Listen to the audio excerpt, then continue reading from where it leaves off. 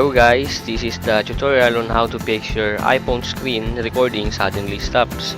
So basically, you having that problem because you have not enough storage space on your iPhone.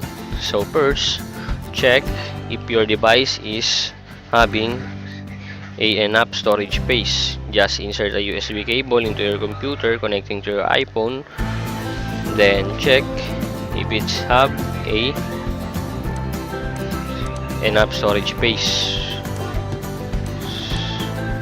Yeah, check. Wait until it's load up.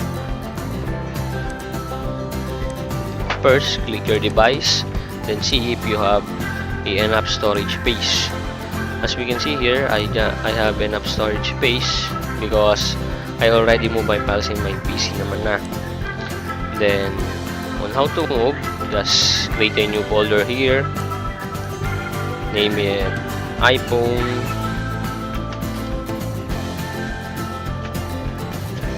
backups or whatever you want to name. Then just move some of your files that you don't need in your iPhone, like images, like any. Just right click and cut, then paste it into your desktop and it will move na lang. Will move na.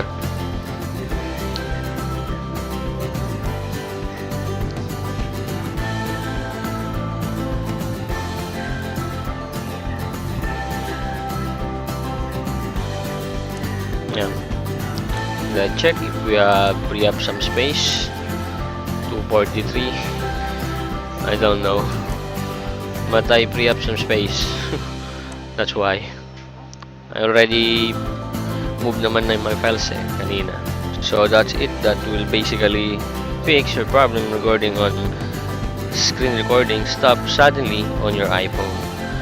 If you want recording while gaming in your iPhone, you're much better to free up some space like 6 gigabytes or up.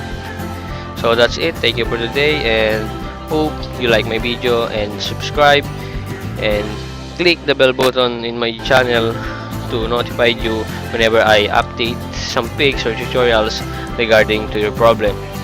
Thank you.